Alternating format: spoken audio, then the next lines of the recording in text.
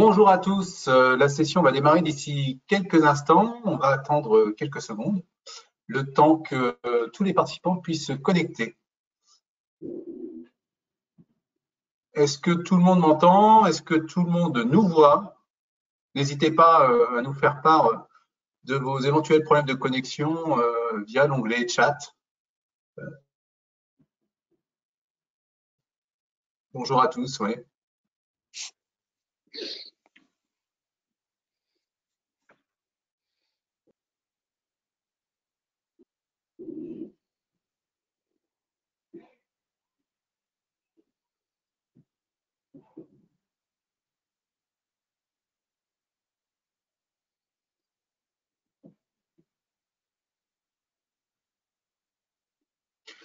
Très bien, on va pouvoir démarrer. Tout d'abord, bienvenue et merci à toutes et à tous pour votre présence à ce webinaire organisé par Menlog dans le cadre du Club Commerce by Menlog. Avant de démarrer, d'entrer dans le vif du sujet, juste un petit point logistique.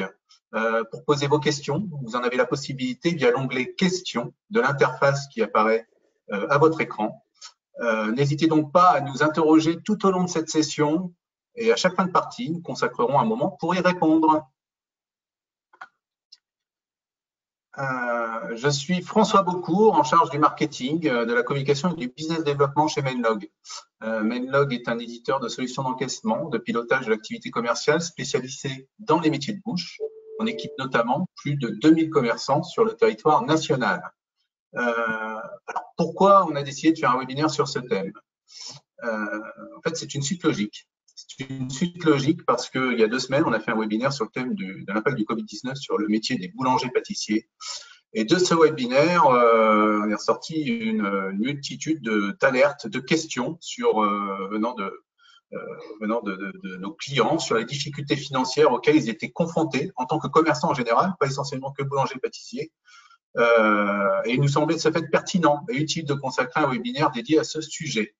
Pour cela, nous nous sommes entourés d'experts qui sont au contact de ces problématiques au quotidien. Je vais maintenant laisser la parole aux intervenants pour pouvoir se présenter à tour de rôle. On peut commencer par toi, Natacha, si tu veux bien. Bonjour à tous, donc je suis Natacha Bréjon. Je suis avec Maël Glevarec, qui est également mon associé. Nous sommes cofondateurs d'une jeune structure qui s'appelle ADO Conseil. Nous sommes basés à la fois sur Nantes et sur Angers, ce qui nous permet d'agir sur l'ensemble des pays de la Loire, et nous proposons d'accompagner des chefs d'entreprise sur leurs sujets financiers, donc leur stratégie financière, un accompagnement également dans la gestion de leurs relations bancaires avec l'ensemble des partenaires financiers. En même temps, je dirais, nous pouvons accompagner les chefs d'entreprise sur des opérations de financement plus structurées, un accompagnement sur des levées de fonds, sur de la gestion de trésorerie, des difficultés de trésorerie ou de l'optimisation de trésorerie. À nous deux, avec Maël Glevarec, nous disposons d'une expérience pour chacun d'entre nous d'une 20aine d'années dans le milieu bancaire sur différentes fonctions. Voilà. Oui, bonjour, Franck Gledel, je suis associé chez PwC pour les entrepreneurs. PwC pour les entrepreneurs, c'est un cabinet d'expertise comptable et de conseil. Nous sommes installés avec une 20aine de bureaux et 40 associés en France et accompagnons 30 000 TPE et PME sur le territoire national. Dans la région, nous sommes présents sur Rennes, Nantes et Quimper, et c'est un plaisir d'être avec vous aujourd'hui. Bonjour, Nicolas Beckham, cofondateur des boulangeries Maison Beckham à Angers avec mon épouse Cécile. Nous sommes un groupe de boulangeries artisanales que nous avons créé il y a une quinzaine d'années. Nous avons 8 boulangeries, une holding avec des fonctions de support et un atelier central de pâtisserie. Notre stratégie est de pétrir, façonner et cuire dans chacune de nos boulangeries nos pains et viennoiseries. Et un modèle économique qui tient sur 6 métiers, la boulangerie, la pâtisserie, la viennoiserie, le snacking, salon de thé et restauration assise. Voilà. Merci à tous les trois d'être là. Donc aujourd'hui, on va aborder l'impact du Covid sur la santé financière des entreprises sous 3 thèmes. Le premier thème sera l'impact Covid-19 sur la santé des entreprises. Le deuxième thème, on fera un peu plus dans le sujet des mesures, des actions, mesures sociales, fiscales et financières et les préconisations. Et on terminera par un cas concret, le tien, celui de Nicolas Beckham, commerçant et gérant de 8 points de vente. Pour revenir au premier thème, qui est l'impact du Covid sur la santé des entreprises, peux-tu faire un état des lieux, une photographie de la santé des entreprises en France au cœur de cette crise, Franck? Oui, je vais essayer de faire un très bref résumé de la situation macroéconomique que nous connaissons aujourd'hui sur le territoire français. Alors malheureusement, je commence pas par des sujets très sympathiques, puisque effectivement la situation est une situation de crise comme nous n'en avons jamais connu depuis l'après-guerre, depuis 1945. D'ailleurs, si on fait des simulations avec l'impact de la crise de 1929, nous sommes probablement aujourd'hui sur des impacts qui seraient, d'un point de vue macroéconomique, supérieurs. À quoi avons-nous faire face? Tout d'abord, une baisse du PIB extrêmement brutale, puisqu'on a mis un frein à main sur l'économie en quelques jours, et on attend sur l'exercice 2020 une récession du PIB, c'est-à-dire une baisse du PIB de 10%. Et bien évidemment, l'activité ne reprenant que progressivement, on peut s'attendre également par rapport à 2019 à une baisse du PIB sur 2021. Aujourd'hui, on a également un risque assez important avec des secteurs d'activité qui sont tout particulièrement touchés et concernés par cette crise, avec des baisses de chiffre d'affaires qui vont jusqu'à 100%. Bien évidemment, l'hôtellerie et la restauration figurent en première place. On trouve ensuite tout le secteur de l'événementiel ainsi que de l'hôtellerie de plein air, le secteur de la construction, les secteurs du commerce de proximité et celui des transports et de l'aviation. Bien évidemment, l'ensemble de ces industries sont lourdement impactées et peuvent nécessiter des recapitalisations importantes dans les mois et les années à venir. Dans le même temps, on observe une potentialité du défaut de paiement des entreprises en forte hausse, puisque, en l'occurrence, les simulations les plus pessimistes indiquent que 16% des entreprises pourraient se retrouver en état de cessation de paiement dans les 12 mois qui viennent, contre 2% aujourd'hui. Je rappelle à titre de comparaison que la crise de 2008 au niveau européen avait créé des défauts de paiement de l'ordre de 8 à 10%. Également, en parallèle avec ça, on observe une augmentation de la dette publique dans des proportions que nous n'avions jamais connues, puisqu'aujourd'hui, la prévision est que la dette publique se lèverait à 115% du PIB, contre un peu moins 100% il y a d'un an. Et on est quelque part, 115%, c'est 2700 milliards de dettes. C'est quelque part au milieu de nulle part entre ce qu'était la France avant et la Grèce il y a quelques années. Donc voilà, une conjoncture extrêmement dégradée et préoccupante qui n'aura pas que des répercussions que sur quelques semaines ou sur quelques mois, mais qui bien évidemment, pour être digérée, va se chiffrer en années. Dernier point d'importance, c'est qu'en parallèle, il y a une dichotomie sur le cours des matières premières, puisque le cours des matières premières a tendance à monter compte tenu des difficultés d'approvisionnement. Et dans un secteur qui vous concerne tout particulièrement, on observe un prix de la tonne de blé à 200 € contre 175 il y a encore un mois. Effectivement, ces tensions ravivent des difficultés sur le secteur de la consommation. Peut-être que Nicolas, d'ailleurs, tu pourras de façon beaucoup plus pertinente que moi dire un mot sur la situation du secteur de la boulangerie en France.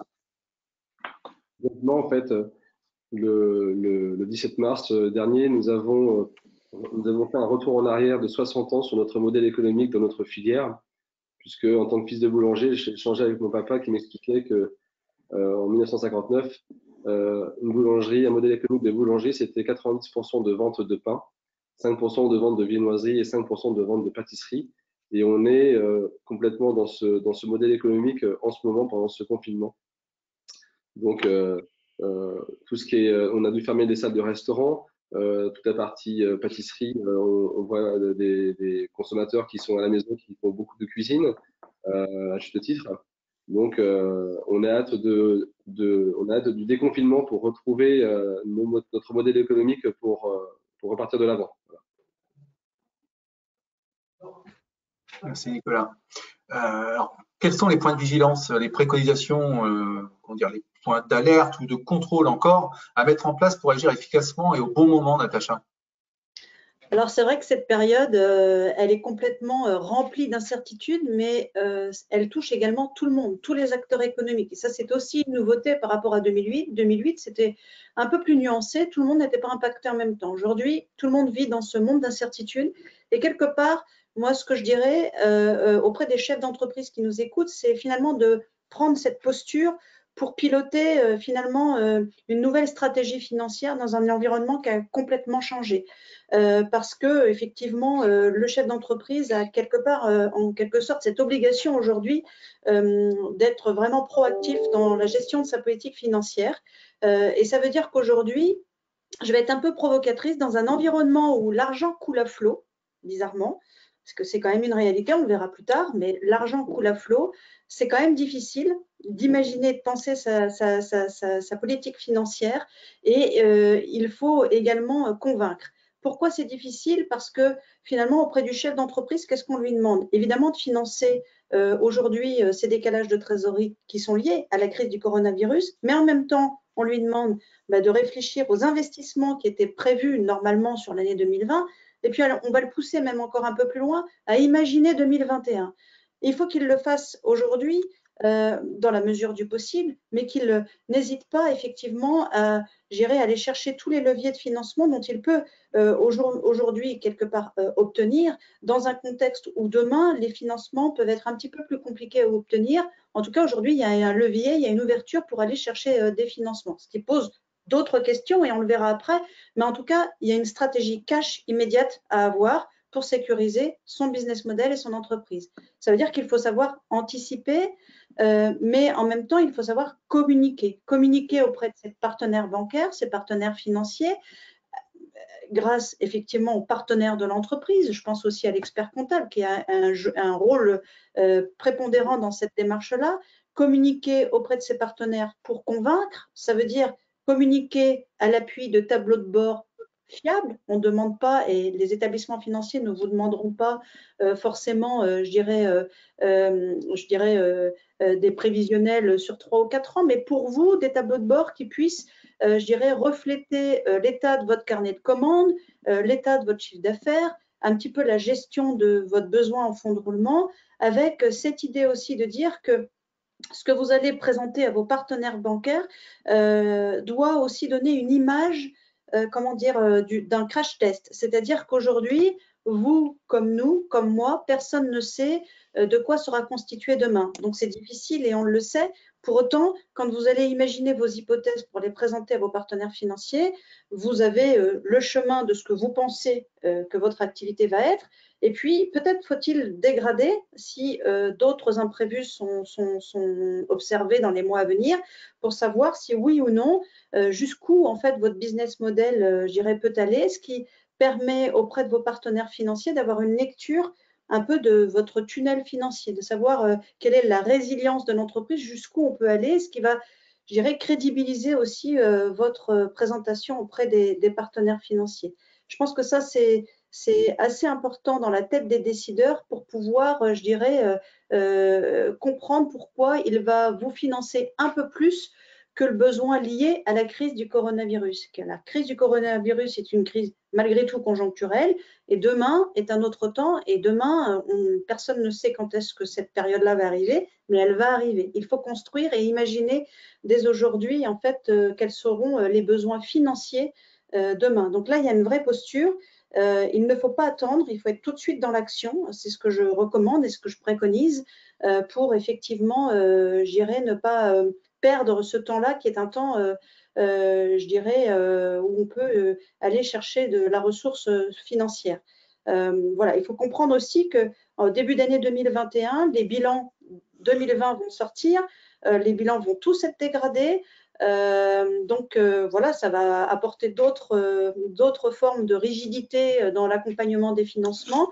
Donc aujourd'hui, il y a une fenêtre de tir, il faut savoir l'utiliser aussi, évidemment. Et puis aussi comprendre, je dirais, comment vos partenaires financiers peuvent agir. Je pense que aussi ce que je peux ajouter, un élément important, c'est qu'auprès de vos partenaires financiers, il faut également que vous puissiez respecter l'équilibre engagement-flux, puisque vos banques vont vous suivre si derrière il y a une forme de contrepartie en termes de flux. Ça, c'est un des points clés. C'était vrai hier, ça l'est certainement plus en période de crise. Voilà. Merci beaucoup, Natacha, pour ta réponse très, très détaillée. On va pouvoir passer à l'instant de questions-réponses. On a quelques questions qui sont arrivées des personnes qui nous écoutent. Surtout, n'hésitez pas à nous envoyer vos questions en live. Comme je l'ai dit, nous y répondons lors de ce moment de questions-réponses à chaque fin de point. La question qui concerne peut-être plus Franck, pourquoi cette hausse des matières premières, notamment du blé, selon toi, Franck? En fait, les analystes aujourd'hui n'arrivent pas totalement à expliquer les éléments, mais on pense que à ce stade, il s'agit de mesures d'anticipation. D'anticipation parce que, en l'occurrence, les différents acteurs ont tendance à essayer de sécuriser leur stock en matières premières de façon à pouvoir pallier à d'éventuels problèmes dans les chaînes d'approvisionnement. Voilà. On sait par exemple, alors c'est pas une matière qui vous concerne directement, mais qu'on a des sujets d'approvisionnement sur le latex, par exemple, du fait du Covid et de la fermeture d'un certain nombre de champs de production. Donc, il y a des anticipations sur le sujet. Donc, tous les faiseurs, d'une manière générale, aujourd'hui s'orientent sur les matières premières de façon à sécuriser au maximum leur stock. Et effectivement, c'est pas forcément en lien avec une hausse de la consommation, puisque aujourd'hui, les premières statistiques qui sortent, statistiques hebdomadaires, montrent qu'il y a plutôt une légère baisse de la consommation de l'ordre de 1%, voilà, sur les produits de nécessité. Merci beaucoup, Franck. Nous n'avons pas d'autres. Si, on a une autre question qui vient d'arriver. Le taux des prêts ont déjà repris 0,40.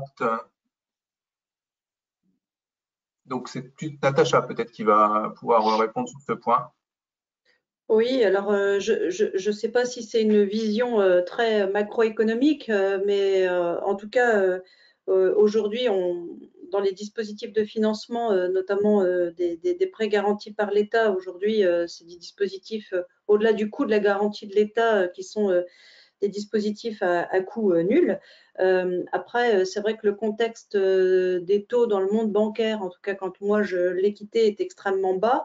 Donc voilà, il y aura forcément peut-être quelques tensions sur les taux qui néanmoins, malgré tout, si on redonne un peu de perspective à tout cela, allez, même si on se place en 2008, reste énormément plus bas que ce qu'ils étaient dans la période basse de 2008. Donc je pense que écraser davantage la courbe des taux aujourd'hui, c'est juste pas possible.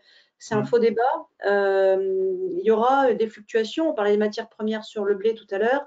Bon, je veux dire, il faut s'attendre quand même à ce que, je dirais, il y ait des fluctuations dans plusieurs domaines, y compris sur les taux d'intérêt, même si aujourd'hui, il n'y a pas d'indicateur formel pour dire qu'on va subir une hausse de taux violente sur un espace de quelques semaines ou de quelques mois. Mais dans sa posture, encore une fois, de chef d'entreprise, on ne peut pas exclure que les taux d'intérêt remontent de manière progressive. Encore une fois, dans un contexte où les taux restent quand même malgré tout très, très bas. Oui, peut-être pour compléter le propos, en fait, ce qu'on observe de façon conjoncturelle et pas de façon structurelle, c'est qu'on a une légère hausse du taux à T10 ans, des obligations à terme sur 10 ans, et ça, c'est lié aussi à des problèmes de financement que l'on peut avoir au niveau national. Donc, on a ce qu'on appelle des spreads de taux, c'est-à-dire des spreads de taux entre les différents pays, les différences de taux qu'on peut avoir. Et effectivement, il y a un renchérissement un petit peu des taux au niveau bancaire français, puisque les banques se finançaient à moins 0,30 il y a encore quelques temps, et aujourd'hui, elles se financent légèrement au-dessus de 0. Donc, ça fait un équivalent d'à peu près 40 points de base. Ces 40 points de base, c'est ce qu'on retrouve aujourd'hui sur un certain nombre de dossiers. Mais comme ce vient d'être dit, ces taux restent extrêmement bas encore aujourd'hui. Voilà. Et par contre, ça fait partie des scénarios sur le futur. Il peut y avoir des scénarios dits déflationnistes ou des scénarios inflationnistes. Alors effectivement, on est un peu à la croisée des chemins. Inflationniste parce qu'on sait qu'il pourrait y avoir un intérêt à créer artificiellement l'inflation pour faire baisser le niveau de dette au niveau macroéconomique, et déflationniste parce que l'ensemble des indicateurs économiques sont plutôt des indicateurs déflationnistes, hein, quand il y a une baisse des salaires, quand il y a une baisse de la consommation, quand il y a aussi l'écroulement, enfin, ou la baisse d'un certain nombre de bulles, on est plutôt dans des événements qui peuvent créer de la déflation. Donc aujourd'hui, je crois qu'il y a un étau entre les deux. Puis il y a aussi, bien évidemment, l'action des banques centrales, hein, qui empêche toute reprise de l'inflation avec des rachats massifs de dette. Donc aujourd'hui, on est un peu à la croisée des chemins. Il est beaucoup trop tôt pour pouvoir faire la prospective sur l'évolution des taux des moyen terme et long terme. Par contre, ce qu'on peut quand même juste dire, si je me permets sur ce point-là, c'est qu'on peut imaginer que le monde bancaire ait besoin à terme de reconstituer une forme de marge quand même, alors qu'aujourd'hui, la distribution de crédit se fait sans marge. Donc ça, je pense qu'effectivement, dans les différents scénarios qu'il convient d'adopter ou en tout cas d'imaginer dans la mesure du possible, c'est pas exclu effectivement sous un horizon de 18-24 mois qu'une légère hausse de taux se fasse aussi de ce point de vue-là. Ou pour ça. Merci beaucoup. On va pouvoir passer au deuxième point, qui est celui de la boîte à outils, en fait, des mesures sociales, fiscales et financières existantes. Franck, pour répondre aux problématiques financières abordées précédemment, quels sont les leviers sur les volets fiscaux et sociaux existants aujourd'hui? Alors effectivement, le gouvernement a déployé un arsenal qui se décompose en deux pavés. Un premier pavé qui est un dispositif fiscal et social, c'est-à-dire des aides ou des reports au niveau fiscal et social, ce qui représente un peu plus de 100 milliards, qui va d'ailleurs être largement dépassé, hein, pratiquement à 200 milliards. Et puis également un volet, Natacha développera, qui est plutôt sur l'accompagnement au financement pour des montants qui sont eux aussi extrêmement conséquents. Donc là, forcément, en quelques minutes, ça m'est difficile de détailler toutes les offres, mais je vais essayer de les catégoriser. Il y a ce qu'on appelle tout d'abord ce qui relève des fonds de solidarité. Je parle de fonds de solidarité au pluriel, parce qu'il y en a plusieurs en fait, qui se chiffrent en milliards. Le premier fonds de solidarité, ça concerne l'ensemble des petites entreprises de moins de 10 salariés, moins d'1 million de chiffre d'affaires, avec un bénéfice inférieur à 60 000 euros. Elles ont le droit de façon quasi systématique, à partir du moment où elles en font la demande, à une aide de 1 500 euros. Pour ces mêmes entreprises qui seraient en difficulté, c'est-à-dire qui ont des difficultés à payer les dettes à court terme, c'est le cas d'un certain nombre d'entre elles, elles peuvent bénéficier d'une aide complémentaire de 2 000 euros. Voilà, ça c'est la première aide sur le fonds de solidarité. Ensuite, il y a également des aides qui sont délivrées par les URSSAF régionales qui vont de 500 à 2 000 euros au cas par cas en fonction des situations individuelles des structures. Et puis enfin, il y a une dernière aide qui vient d'être octroyée, qui est l'aide CPSTI, donc qui est le Conseil de la protection sociale des travailleurs indépendants, qui est de 1 250 euros. Donc ça, ce sera versé directement au travers des caisses, normalement d'ici à la fin avril, pour un montant de 1 250 euros pour les travailleurs indépendants. Donc ça, c'est la première salve d'aide concernant les fonds de solidarité, qui concernent prioritairement les entreprises qui ont fait l'objet de fermeture administrative, mais pas que. Hein, toutes les entreprises qui peuvent prouver d'une manière ou d'une autre qu'elles ont eu une baisse d'activité substantielle en fonction de ces aides peuvent bénéficier de l'une ou de plusieurs des aides que je viens de citer. La première, c'est 50% de baisse de chiffre d'affaires. Les autres sont subordonnés à des appréciations plus objectives. La deuxième chose, c'est le report des mensualités d'emprunt pour la partie capitale de 6 mois de façon systématique. En ce qui concerne le crédit bail, c'est un petit peu plus complexe. Et puis ensuite, il y a les reports. Alors là, c'est du report, donc c'est bien une chose qu'il faudra payer, de charges et d'impôts directs. Alors, les impôts directs, c'est l'IS, l'impôt sur les sociétés, la CFE, la taxe foncière principalement. Je rappelle juste un point, c'est qu'il n'est pas possible de faire du décalage de TVA, sauf dans des circonstances très, très particulières. Autre mesure d'accompagnement aussi pour l'impôt sur le revenu. En ce qui concerne les travailleurs indépendants, donc les dirigeants d'entreprise, vous avez la possibilité de modifier de votre taux et dans certains cas de moduler les acomptes que vous versez. Il y a une petite difficulté technique qui réside aujourd'hui dans beaucoup de cas de figure, c'est que les gérants majoritaires de structures ne peuvent pas modifier, enfin ne peuvent pas reporter leurs acomptes parce que l'option n'est pas possible encore sur le site. Et puis je rappelle ensuite qu'il n'y a rien de prévu pour les salariés en ce qui concerne le prélèvement à la source. Et faites très attention, il est bien dû, vous devez bien le collecter au moins le mois et vous ne pouvez pas le différer. Autre point important, c'est le report des cotisations URSSAF qui a été décidé d'un trimestre, où donc là, il y a un report d'un trimestre. Alors, on ne sait pas exactement quand est-ce que le report se fera effectivement. Les textes disent un trimestre aujourd'hui, mais je pense que dans un certain nombre de secteurs d'activité, il y aura des reports plus conséquents, voire des annulations de charges sociales qui seront prévues. Et puis, dernier point fiscal, pour ceux qui seraient concernés, c'est la suspension de tous les contrôles fiscaux qui peuvent être en cours. Voilà en ce qui concerne le volet fiscal. Un très rapide mot sur le volet social. En ce qui concerne le volet social, il y a un certain nombre de mesures d'accompagnement. Le gros de la mesure, c'est l'assouplissement très large des mesures de chômage partiel. Bon, ça, vous connaissez, je suppose, les uns les autres ce dispositif qui a permis donc d'élargir à 100% de l'activité ou à 50, à 30% comme vous le voulez, qui permet aux salariés de recouvrer environ 84% du brut, donc un montant net, pardon, de 84% de ce qu'ils percevaient auparavant, et qui est payé par l'employeur sous la forme d'une indemnité qui correspond à 70% du brut, remboursé par l'État normalement dans les 30 jours, mais on va voir ce qu'il en est. Et puis des mesures d'assouplissement très très grandes autour de ce chômage partiel, puisque vous avez la possibilité de déclarer le chômage partiel du mois de mars jusqu'au 30 avril, donc ce qui fait quasiment un mois et demi avec le démarrage du Covid.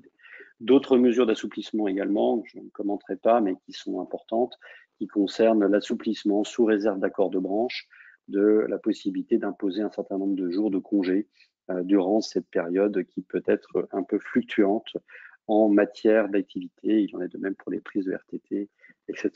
Voilà de façon très très synthétique les grands chapitres des mesures fiscales et sociales qui sont mises à la disposition des entrepreneurs aujourd'hui pour gérer en agilité cette période d'incertitude. Merci beaucoup, Franck. Alors, pour compléter, Natacha, peux-tu nous indiquer s'il existe des mesures financières? Quelles sont les mesures financières possibles?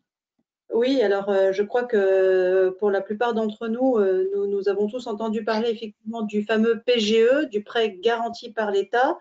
Donc, simplement pour en rappeler les quelques grandes lignes, c'est un des dispositifs majeurs en fait accompagnés par les pouvoirs publics qui consiste en fait à accompagner les entreprises dans leurs besoins de financement à hauteur de 25% de leur chiffre d'affaires hors taxes connu et de pouvoir effectivement que ce montant de prêt-là soit contre-garanti par l'État à hauteur de 90%.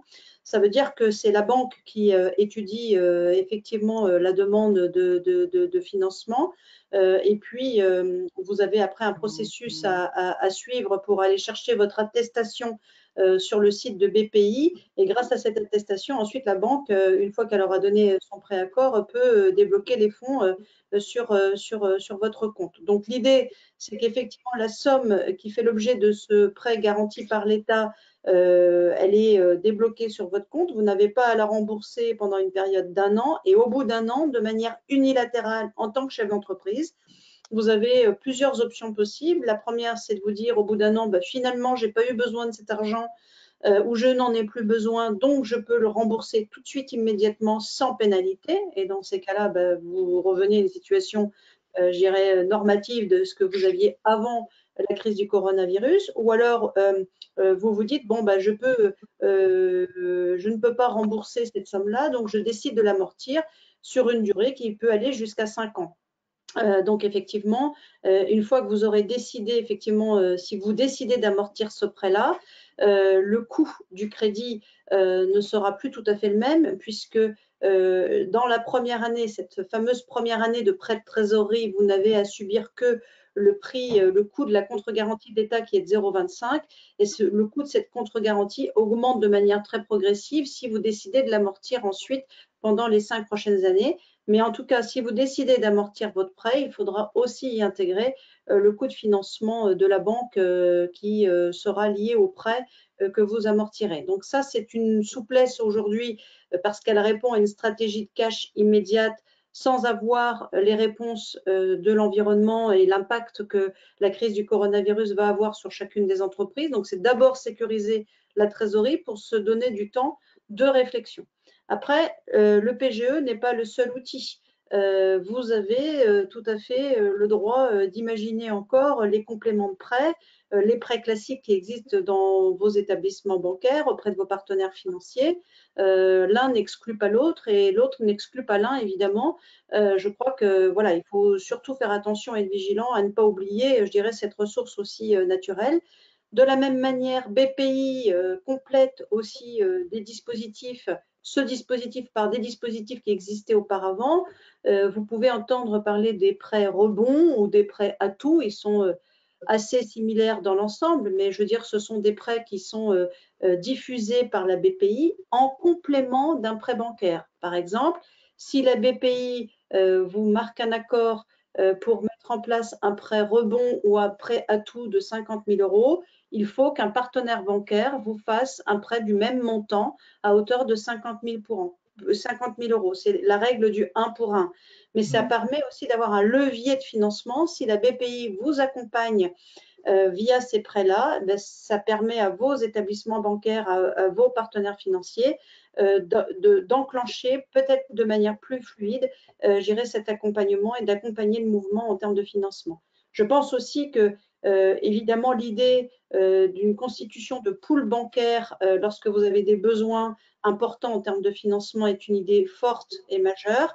Elle vous sécurise, vous n'êtes pas lié qu'à un seul établissement bancaire et vous avez la possibilité de partager vos demandes auprès de l'ensemble de vos partenaires bancaires, si bien que ça sécurise tout le monde et c'est un levier à ne pas négliger quand vous êtes dans cette situation-là. Communiquez bien auprès de l'ensemble de vos partenaires, agissez auprès de votre relation de pool bancaire, ça a du sens et vous avez encore une fois, certes c'est plus lourd parce que vous managez entre guillemets un groupe, 2, 3, 4, voire 5 banques dans certains cas, mais l'effet attendu, le résultat attendu est forcément bénéfique pour vous en tant qu'entreprise, en tant que chef d'entreprise. Il ne faut pas confondre, je dirais, le temps ou je dirais la mise en musique de cette animation-là avec le résultat attendu qui est quand même plus précieux pour l'entreprise. En tout cas, ça a du sens. Vous pouvez aussi, au-delà des dispositifs, je dirais, imaginer ou en tout cas être sous surveillance aussi importante de votre portefeuille client. Hein. On sait bien que dans des périodes de crise, le principal risque pour vous, c'est de vous retrouver aussi avec des impayés. Donc là, c'est aussi du cash en moins. Donc, il faut essayer, dans la mesure du possible, d'anticiper ces problématiques-là en vous rapprochant davantage encore de vos clients. Hein. C'est-à-dire, ce n'est pas toujours très agréable, mais peut-être faut-il avoir un lien plus fort avec des clients pour essayer de sentir un petit peu en amont si oui ou non ces derniers vont être en difficulté et s'ils peuvent vous régler en temps et en heure. En tout cas, moi, je préconise de ne pas laisser un espace-temps s'installer dans les délais usuels en tout cas. Voilà, il y a aussi d'autres techniques, évidemment, qui sont importantes et à ne pas négliger, notamment sur de la mobilisation de postes clients. Ça ne concerne pas toutes les entreprises. Évidemment, les boulangeries ou les boulangers qui ont géré une clientèle de particuliers, ça les concerne moins. Mais je pense que s'il y a d'autres chefs d'entreprise qui nous écoutent, si vous travaillez effectivement avec des acteurs des entreprises, vous avez la possibilité de mobiliser votre poste client et il ne faut pas non plus négliger cette source de financement qui a tout son sens et en tout cas qui là aussi va permettre d'aller chercher d'autres financements bancaires sur des besoins soit immatériels avec la BPI ou alors quand ce sont des besoins matériels du financement classique et ne pas manger cette capacité d'endettement sur l'accompagnement de BFR. Voilà, je pense que j'ai dressé, oui, il y a d'autres techniques aussi qui peuvent, je dirais, vous apporter des financements ou des solutions. Je pense aussi à des leasebacks notamment. Bon, ce sont des techniques très spécifiques qui ne sont pas des techniques de volume, mais en tout cas, voilà, je pense que dans les différents sujets, des réflexions peuvent être apportées pour aller chercher une brique de chacun de ces dispositifs quand on le peut. Donc, on est quand même face à une boîte à outils quand même très complète d'un point de vue fiscal, social et financier.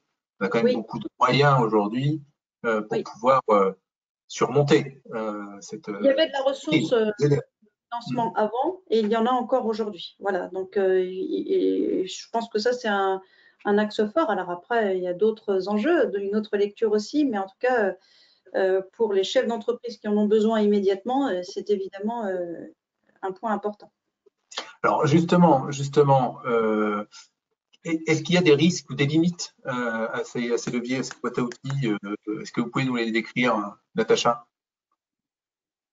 Alors effectivement, c'est le pendant de ce que je viens de vous dire. Autant il est finalement globalement assez facile. Je suis un peu provocatrice quand je le dis, mais c'est quand même une réalité de fond d'aller chercher des financements aujourd'hui. Le PGE en est l'exemple. Je veux dire, certes, votre banquier va regarder, analyser votre dossier, mais néanmoins, il y a une forte, je dirais, envie de faire, une forte incitation, et de toute façon, il y a une dépendance macroéconomique. Donc, c'est assez facile d'aller chercher des financements, le dispositif est large. Par contre, quid de l'après, de la capacité de l'entreprise à rembourser ces prêts-là? Attention au mur d'endettement.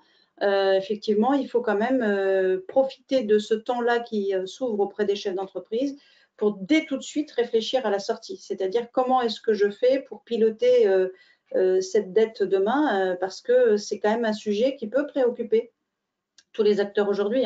C'est-à-dire qu'aujourd'hui, on vient penser de manière immédiate gérer les problématiques de trésorerie, mais quand on enlève le pansement, il faut continuer à guérir et à soigner. Et là, je veux dire, les sujets préoccupent aussi souvent les chefs d'entreprise. Comment est-ce que je vais faire pour rembourser cette dette? Donc, il y a des réflexions à mener en amont. Merci, Franck. Tu veux ajouter quelque chose?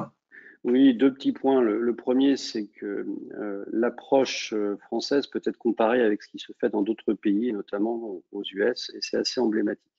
En France, l'essentiel de l'effort d'un point de vue budgétaire a été consacré aux employés, aux salariés, de façon à essayer de maintenir un certain pouvoir d'achat et la disponibilité d'une main-d'œuvre pour pouvoir repartir dans de bonnes conditions. Aux États-Unis, l'essentiel des ressources, je rappelle, c'est 2000 milliards de dollars qui ont été débloqués, soit 10% du PIB américain.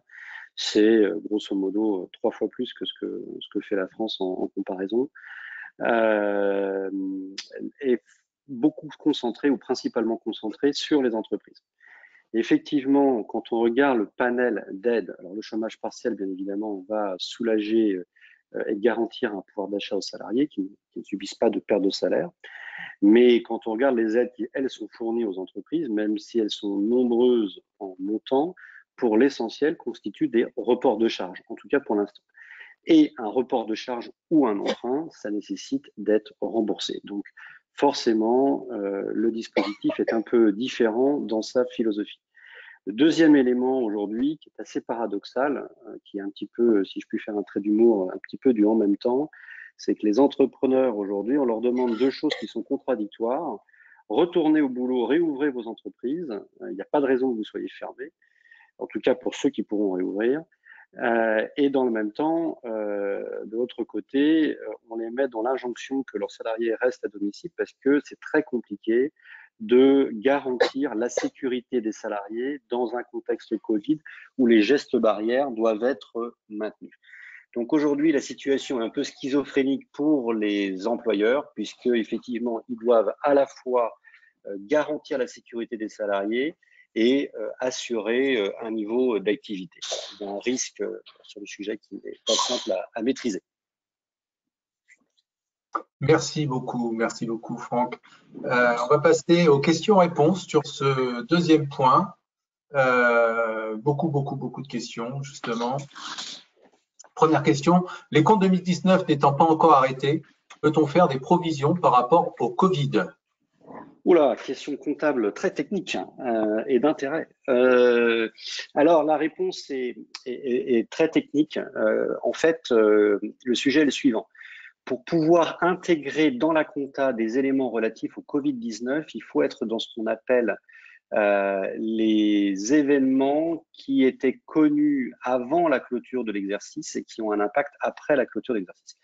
Globalement, dans la majorité des cas que sont les vôtres, les comptes au 31 décembre 2019 ne nécessiteront pas ou ne permettront pas la mise en place de provisions dans les comptes au 31 décembre 2019, mais plutôt une mention dans les annexes indiquant que cet événement purement postérieur à la clôture, qui trouve purement une origine postérieurement à la clôture, trouvera son impact sur les comptes 2020. Il n'en est pas de même si vous clôturez au 31 mars 2020.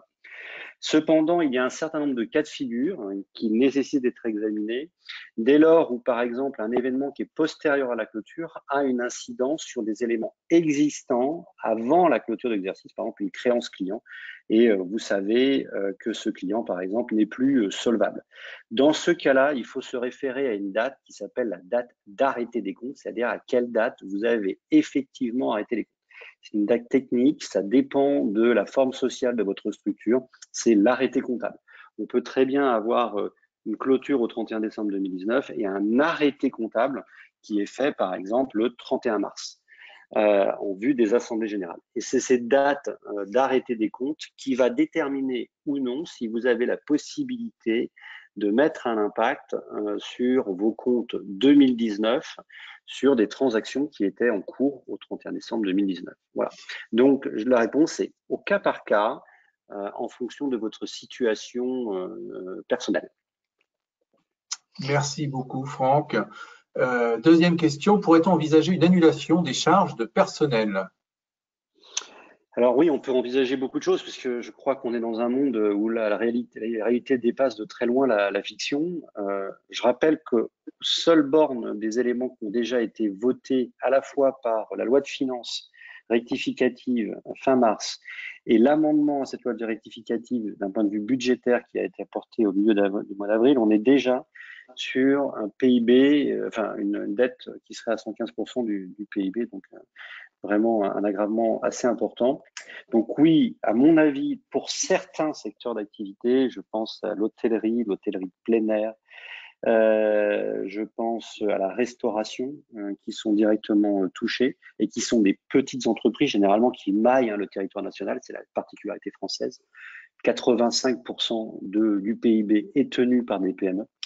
Là, on peut imaginer qu'il y ait des mesures de la sorte, mais je pense qu'elles sont plutôt circonstanciées à certains secteurs d'activité, s'il se passait quelque chose, que généralisées. Voilà. Merci beaucoup. On va pouvoir passer au troisième thème, qui est celui du cas précis, du cas concret de Nicolas Beckham, commerçant et gérant de 8 boulangeries. Donc Nicolas, tu es toi-même dirigeant, fondateur de ton entreprise, la maison Beckham. Comment se porte ton entreprise financièrement?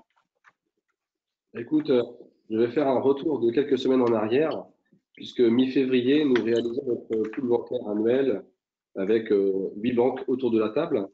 Nos banques, 6 banques partenaires, la Banque Populaire, le Crédit Mutuel, le Crédit Agricole, la BNP, le CIC, la Caisse d'Épargne, et puis Arkea et Société Générale viennent en tant que nouvelles banques. Cette table est complétée par Bertrand Bauder des restaurants à la boucherie qui complète, voilà, qui est notre actionnaire minoritaire. Ce pool bancaire est l'occasion de présenter nos bons résultats en consolidé et notre meilleure performance bas de page depuis 15 ans, comme quoi notre modèle économique est très bien ficelé avant cette crise. C'est aussi l'occasion pour nous de présenter 5 projets de nouvelles boulangeries Maison Beckham pour 2020, avec une présentation de demande de financement de 4 millions d'euros. Donc 5 projets importants. En trésorerie, nous étions à 23 jours de trésorerie d'avance avant cette crise, donc nous étions à l'aise. Donc pour conclure, ce pool bancaire se passe très bien et nous permet de renforcer un peu plus la confiance de nos partenaires bancaires. Un mois plus tard, mi-mars, juste avant le début du confinement et de cette crise Covid, nous avions les accords de principe sur nos 5 projets pour 2020. Donc, on peut dire que nous sommes chanceux sur le timing au vu de la crise que nous vivons actuellement. Voilà. Ok. Est-ce que tu peux nous faire un état des lieux du contexte chez toi, notamment sur les actions que tu as pu mener dans tes boulangeries? Alors, premièrement, d'abord, un petit point sur le contexte. Nous ne vendons plus que du pain et très peu de viennoiseries et pâtisseries et de snacking. Nos salles de restaurant sont fermées. Nous avons 2 boulangeries de fermées en centre commercial jusqu'au 11 mai minimum, donc en perte d'exploitation totale. Nous avons 3 boulangeries en centre-ville avec une baisse de 70% du chiffre d'affaires. et 3 autres boulangeries sur des ronds-points et en stratégie semi-rurale avec une baisse de moins 50% de chiffre d'affaires. Ensuite, nous avons notre atelier de pâtisserie qui va voir ses commandes annulées et grandement diminuées par nos boulangeries au vu du contexte et de la consommation qui s'est complètement réduite. Et notre holding, où on retrouve nos fonctions support, qui va voir ses remontées diminuer aussi pour les prochains mois, donc avec une attention particulière. Ensuite, sur les actions menées, j'ai relevé 5 axes. La première axe d'action menée, c'est sur la masse salariale. Donc, évidemment, comme tout le monde, au maximum, la mise en chômage partiel de nos collaborateurs, disponibilité enfants. Donc, une recherche d'optimisation de la masse salariale pour les 6 prochains mois.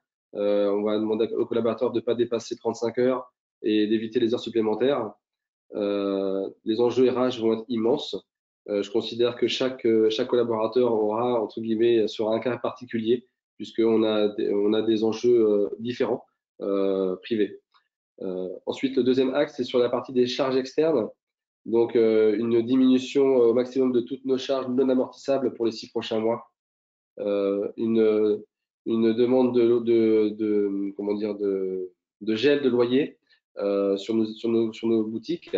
On a eu la compagnie de Strasbourg qui a carrément annulé nos loyers et puis on est en négociation avec nos autres bailleurs. C'est un point qui est en vigilance. Je suis surpris d'ailleurs qu'on n'ait pas encore trop d'actions de communication au niveau national sur ces conditions-là. Je considère que je ne suis pas très bien accompagné par mes bailleurs, pour faire très simple. Ensuite, une optimisation des achats de matières premières et d'emballage, évidemment. Le troisième axe, c'est sur la partie chiffre d'affaires. On cherche évidemment des nouveaux leviers de croissance de chiffre d'affaires.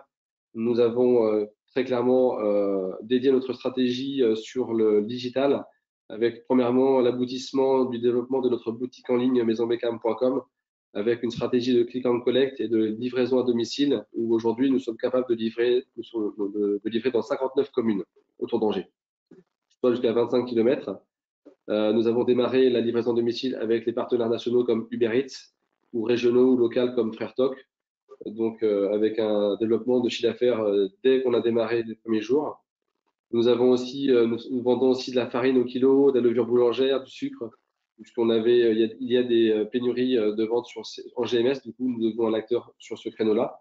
Nous avons créé des lots de confinement, puisqu'il fallait être attentif à ne pas être mercantile dans cette stratégie, dans cette période notamment. Donc l'idée, c'est de vendre des lots de produits pour inviter les consommateurs à venir moins souvent dans nos boulangeries et acheter en plus grosse quantité. Et ensuite, nous avons beaucoup investi dans la mise en avant sur les réseaux sociaux comme Facebook, Instagram, et on se rend compte que c'est porteur, notamment. Le quatrième axe d'action menée, c'est la communication globale, notamment où on a mis en place des jeux concours pour faire de l'image. Donc, on a fait un jeu concours de dessin, par exemple, pour Pâques, où on a eu 280 retours. On a été très surpris du nombre de retours. Nous avons fait un jeu qui s'appelle le Super Cookie, avec une recette de cookies où on demande aux consommateurs chez eux de cuisiner des cookies, de nous envoyer des photos avec la mise en avant de leurs matières premières sélectionnées. Donc, on est rendu à plus de 400 retours d'ailleurs sur ce concours. Et puis, nous allons préparer un troisième concours pour les 15 derniers jours de ce confinement. Nous avons fait des actions aussi de dons de nos pertes et de sandwich de personnel soignant. Donc, on a eu des retours presse. Notamment, nous avons investi dans de la relation presse avec Oxygène pour mettre en avant ces actions qui sont importantes en termes d'image et par rapport à notre ADN. Et puis, le cinquième axe de action menée, c'est au niveau des banques, puisque nous avons demandé sur toutes nos lignes d'emprunt des moratoires de 6 mois et puis sur tous nos crédits beaux et leasing des moratoires de 2 mois. Voilà les actions nombreuses qui ont été menées. Voilà. Alors, un grand bravo pour l'ensemble de ces actions, Nicolas. Bon, j'imagine que tu t'es fait entourer pour affronter cette période, pour te faire conseiller. Est-ce que tu as agi dans le sens des conseils de Natacha et de Franck? Et quelles ont été tes premières réactions pour protéger financièrement ton entreprise? Pareil, je vais faire un petit retour sur quelques jours en arrière. On est le samedi 14 mars, président Macron prend la parole et nous rentrons dans une période de récession dès le dimanche matin. dont nous n'avons pas les clés de sortie de cette crise. Le dimanche 15 mars, j'ai mon comptable au téléphone, Gilles Royer de Géoconseil, avec qui je partage mon inquiétude et ma première stratégie et mes premières actions imaginées à mener. Mon objectif, il est très clair, c'est comment passer cette crise en mettant en place une stratégie pour qu'au retour à la normale, que nous on considère au 1er septembre prochain, que notre trésorerie ne soit pas dégradée comparée à l'avant-confinement et que notre réendettement pour reconstituer notre trésorerie soit le plus léger possible. De ce fait, je parle de la rencontre avec Natacha, ou les échanges par SMS que nous avons eus dès le mardi 17 mars pour Natacha m'envoie un message pour prendre des nouvelles, et auquel cas donc un rendez-vous téléphonique se passe. Et du coup, et je décide de demander à Natacha Bréjon de nous accompagner dans l'écriture de notre stratégie de gestion de trésorerie et de demande PGE. En tant qu'ancienne directrice de CIC Entreprises, ayant vécu en plus en tant que directrice la crise de 2008, ce qui m'intéresse parmi les nombreuses plus-values de Natacha, c'est qu'elle puisse nous aider à écrire nos présentations de demande PGE pour qu'elles soient présentées avec les bons mots et détails, comme si c'est elle qui les recevait en tant que directrice de banque. Et du coup, voilà, avec ce trio du cabinet Géoconseil, Natacha Bréjon, et puis chez moi, Charline, avec mon équipe financière, on a une équipe qui est complète pour présenter et préparer ces demandes de PGE. Très bien. Voilà. Ensuite, c'est avec Natacha, donc on rentre dans l'action du coup avec Natacha. Natacha nous demande en premier de demander à Géoconseil une attestation de fournisseur à jour pour prouver voilà, nos banques à qui on avait fait un pool bancaire il y a un mois en arrière, comme quoi on est propre, on n'a pas de retour de retard de paiement. Donc c'est un gros travail qui a été réalisé par Géoconseil sur 10 structures, je vous imagine le travail pour le réaliser. Ensuite, Natacha nous a proposé, et ça j'ai beaucoup apprécié cette vision, un plan sur 6 mois. Donc on est en mars jusqu'à fin août, de plan de chiffre d'affaires dégradé, où en fait Natacha nous a invités à présenter 3 phases de période. La première phase plutôt du mi-mars jusqu'à fin mai, avec une activité présentée hyper réduite. Ensuite, une deuxième phase plutôt donc de début juin à fin août, avec une prévision de remontée lente de chiffre d'affaires, de progression de chiffre d'affaires. Et la troisième phase, donc, c'est une prévision de retour à la normale pour le 1er septembre. En parallèle, nous avons donc nous avons écrit un plan de masse salariale dégradé aussi jusqu'au 31 août. Et ensuite, pour pouvoir construire notre plan de trésorerie jusqu'au 31 août sur les 10 structures. Donc, Natacha nous a écrit un dossier personnalisé et détaillé réalisé pour chacune des structures pour la demande de PGE. Voilà.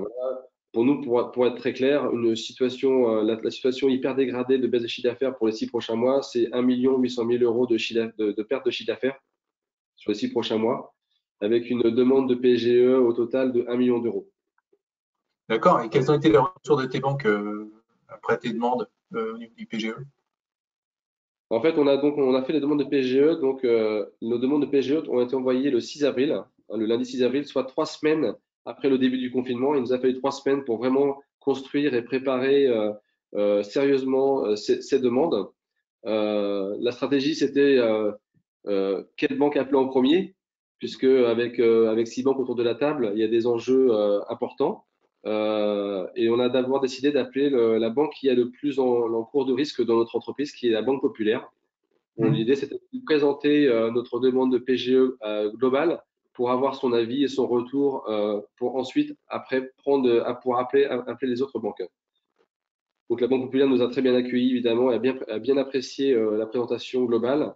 Ce qui nous a permis ensuite d'appeler la deuxième banque qui était importante dans le dossier global pour nous, qui était le Crédit Mutuel, puisque c'était la banque dont la somme cumulée PGE était la plus importante. Cette banque Crédit Mutuel, c'est 500 000 euros, c'est la moitié de la demande PGE. Donc pareil, on a présenté la demande PGE globale, on a attendu son retour pour pouvoir après appeler les 4 autres banques. Ces décisions, évidemment, influaient directement sur la plantation pour les autres banques notamment. Donc, une fois qu'on a eu envoyé les demandes à PGE à tout le monde, donc les retours, c'est d'abord beaucoup d'interrogations sur les sommes demandées qui paraissaient importantes par rapport voilà, au contexte de notre boulangerie. Donc le fait d'avoir bien construit a permis de pouvoir répondre efficacement, puisque évidemment, malgré notre bonne situation financière, ils nous ont quand même demandé de nombreux éléments complémentaires. D'abord, un sentiment que nous vendaient, qu'ils allaient plutôt diminuer, enfin qu'ils allaient plutôt proposer d'accepter nos PGE, mais avec des retours de sommes plus faibles. Mais pour finir finalement, notre somme d'argent demandée d'1 million d'euros a été acceptée très rapidement d'ailleurs. Les retours que moi j'ai eu notamment de certains banquiers, c'est comme quoi la qualité du pilotage au quotidien de l'entreprise et comment dire, le côté bon gestionnaire du chef d'entreprise, le côté les pieds sur terre a joué en notre faveur notamment, quoi. Très bien, merci beaucoup Nicolas. Je propose qu'on passe, parce que l'heure tourne malheureusement, on arrive donc à la fin de ce webinaire. Afin de conclure, je vais laisser le mot de la fin à chacun d'entre vous. L'idée principale à retenir de ce débat. Natacha, commencez par toi. Eh bien, moi, je dirais que une sortie de crise, il y en aura une. Ça, c'est sûr. Donc, il faut anticiper au maximum. Pour anticiper, il faut convaincre. Pour convaincre, il faut créer de la confiance. Et donc, effectivement, pourquoi gagner de la confiance? Parce que ça vous permet de gagner en crédibilité et de passer au mieux, je dirais, cette période qui va être longue, on le sait, mais à la fin, il y aura vraiment une surprise. Elle va être progressive. On n'en connaît pas encore tout le contour, mais il y en aura une. Donc, ne lâchons pas pendant cette période. Soyons actifs, soyons acteurs. Merci Natacha. Franck? Oui, un peu dans la même veine. Je dirais qu'en fait, il ne faut pas confondre un épiphénomène conjoncturel qui est celui d'un virus qui bloque l'économie pendant quelques semaines ou quelques mois et d'un problème structurel qui est un changement des fondamentaux de l'économie sur le moyen terme.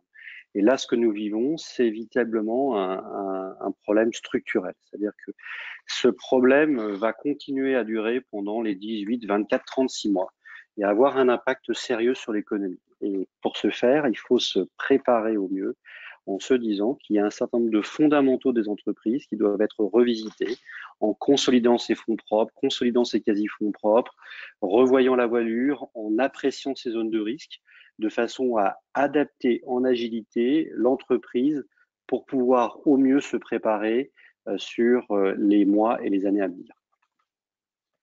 Merci Nicolas.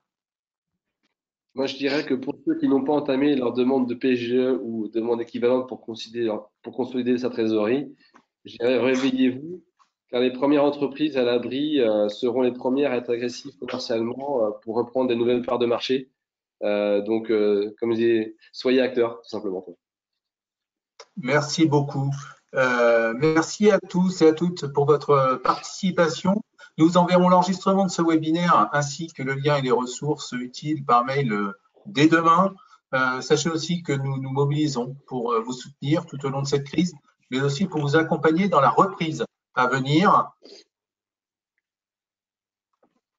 Y a-t-il des points précis, Natacha, que tu aimerais apporter à ce niveau? Bien écoutez, je crois que tous autour de la table, on se tient à votre disposition. Voilà, si vous avez besoin de questions un peu plus individuelles après, je veux dire, les uns et les autres, nous serons là évidemment pour y répondre. Merci beaucoup. Merci encore infiniment pour votre présence. Donc, le Club Commerce by Mainlog reviendra vers vous très vite lors d'un prochain webinaire et travaille en parallèle sur des contenus percutants, actuels et adaptés, et ce sera tout au long de l'année. On va à présent mettre fin à ce webinaire. Cependant, nous restons connectés. Ça veut dire que vous pouvez continuer à poser vos questions et nous vous y répondrons. Prenez bien soin de vous et à très bientôt. Merci d'avoir participé à ce webinaire. Au revoir. Au revoir. Au revoir.